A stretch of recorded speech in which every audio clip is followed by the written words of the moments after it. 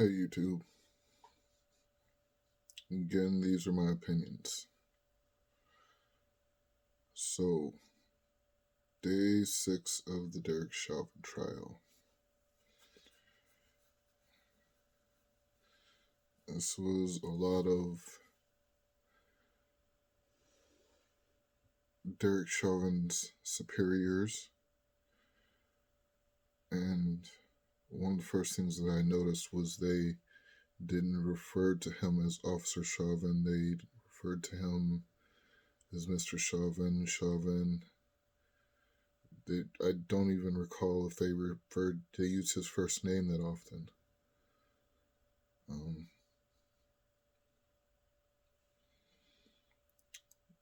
They also stated facts about their policies, and to me, a lot of the things that were spoken about it again justifies why the institution of policing, well, the way that I understand it, I do believe there are forms of policing that are honorable, I guess you can say.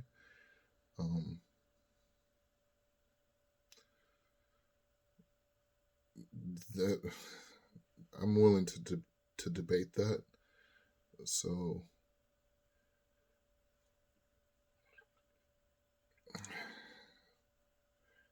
anyway, back to Chauvin.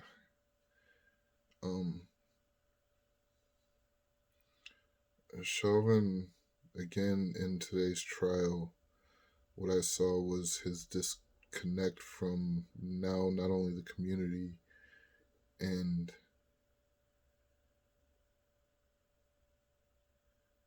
just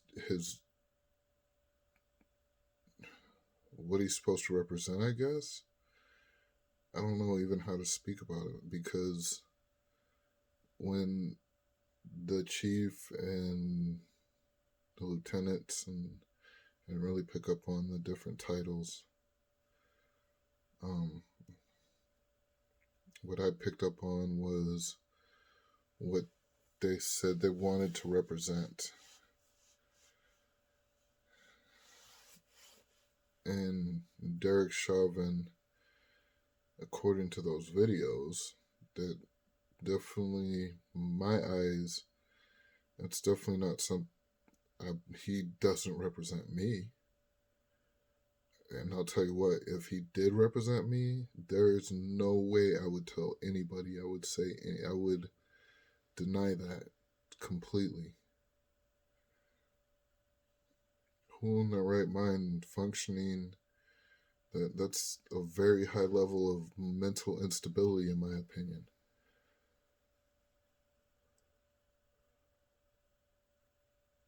Yeah, that's not something you would want around you. It's definitely not something that you could depend on keeping you. At some point in time, that's like a rabid animal or rabid dog.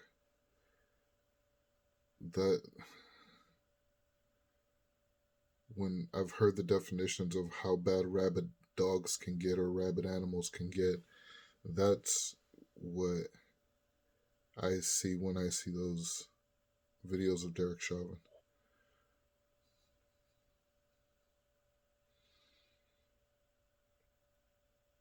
Like, the thing I'm thinking about now is the different levels of mental distress those individuals that were there to witness that, what they went through.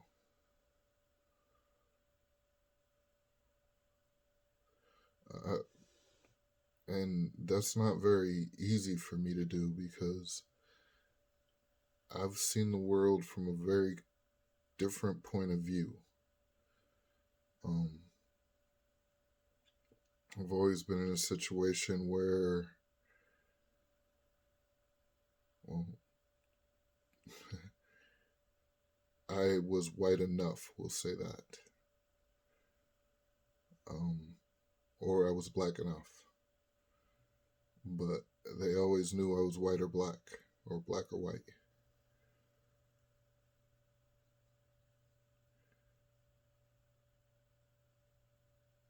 there's other factors that played a role, and we'll kind of get off into that here and there. But to stay on Derek Chauvin, those are the factors that play the role in what my opinion of this trial and the institution of policing as a whole. Those are the factors that play a part in my opinion. The first thing that I need to do is I need to separate that it's Derek Chauvin on trial.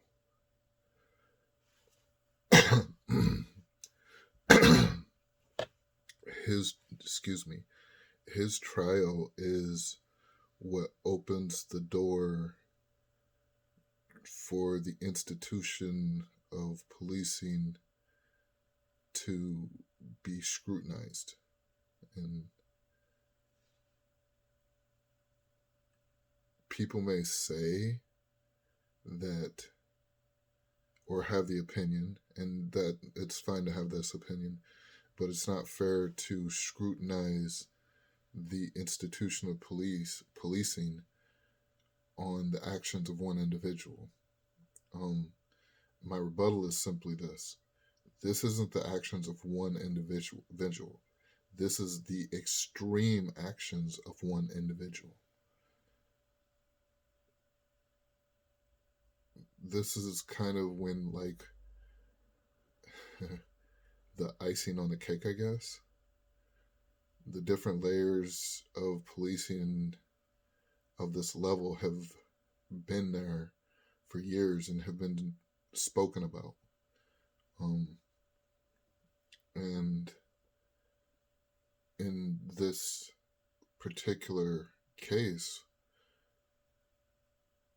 what we don't have is we don't have the different layers. We literally have the icing on the cake.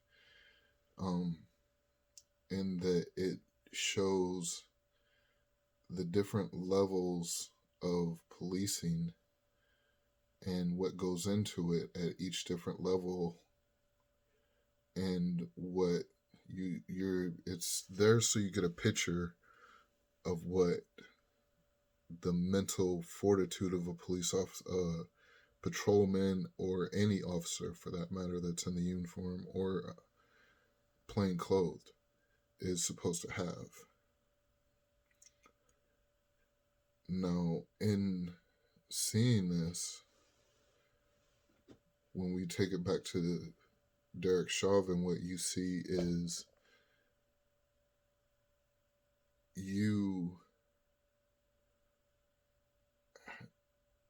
regardless of how you paint it, this individual disconnected from what he was supposed to do.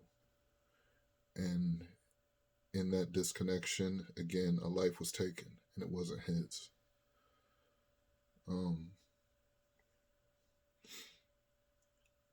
That isn't even the worst part of it. He changed others' lives that had no control.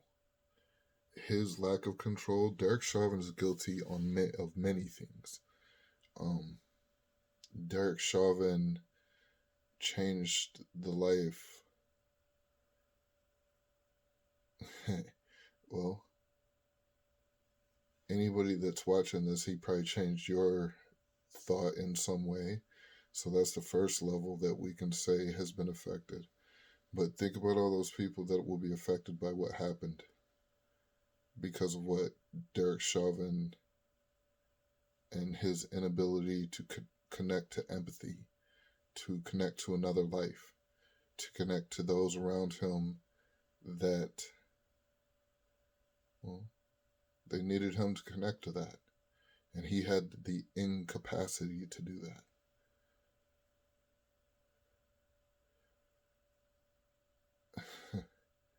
He definitely deserves to be under the jail. I've had an individual say that Derek Chauvin said he deserves life in prison. Again, I disagree. I know where you're going with that. I completely understand and respect where the mind frame is for that. However,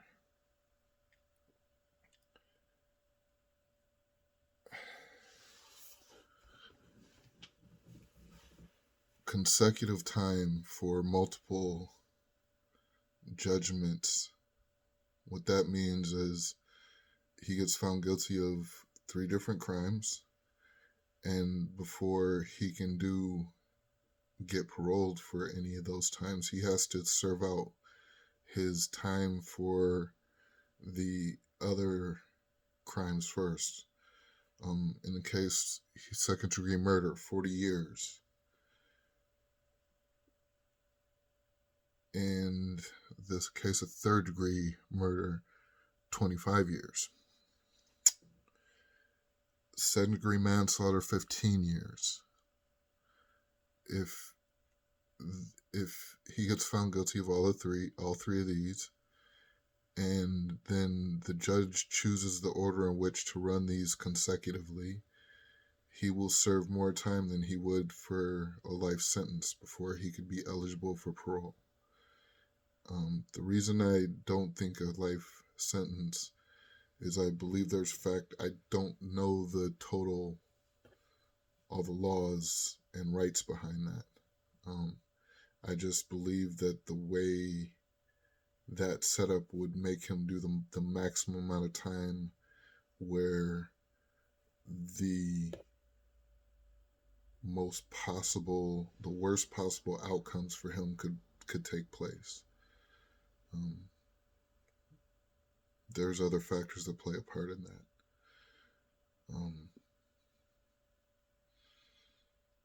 Derek Chauvin, this trial has really, it's changed my mindset on a lot of things with law enforcement.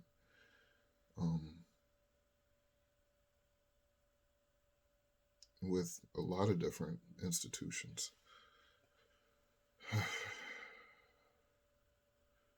Again, my background, my ethnic background, and we'll get into that over time, it plays a large part into why I have the opinions I have.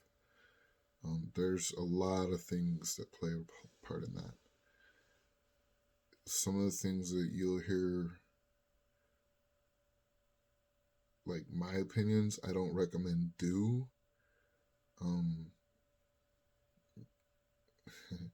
We'll just say they're based on things that I've been through. A lot of those things I'm not going to share. You'll recognize them when you hear the words. If you don't recognize them, just don't get off into that.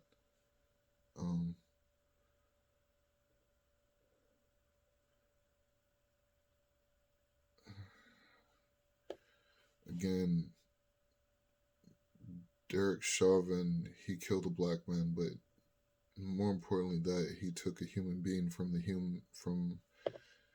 a group of people that, well, loved him, that cherished him. It doesn't even matter their reason, whether it's selfish or not. There's somebody in there that loved him for good selfish reasons, just simply because they loved him. And there's somebody that depended on hearing that man say hello to them, and they'll never hear George Floyd say hello to them again. Derek Chauvin took that away. And without the videos, it's just that fact that he took that away from somebody. In the time we live in and things that are coming to light with sciences and studies and programs, we've come up with different things, like different specters of what one group of people call crime, but another people call life. And the thing is that's where the two avenues of conservatism or conservatives and liberals cross. You see, one group believes in a whole bunch of things, but another group believes in a bunch of other things. But one thing I'm going to tell you, that in the time we live in right now, you have somebody that's mixed in your family. All right, you're not pure anything. Okay, I guarantee that. I'm not trying to tell you to go do a genetic test. That's not what I'm trying to do. But what I am telling you is you're not. You can say you come from here or there, but some of you are living a lie anyway. We'll just leave it at that.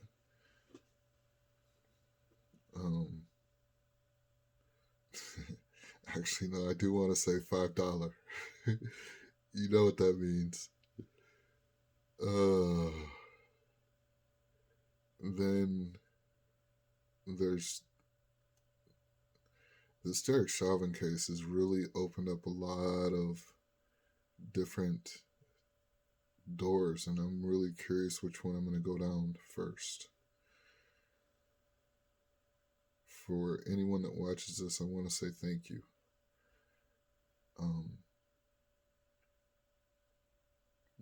You never know what's going to happen when you go down the rabbit hole, or what different wonders or thoughts, but we'll see. You will see me again when it's time to when it is time to publish another Chauvin video. Until then, have a good one.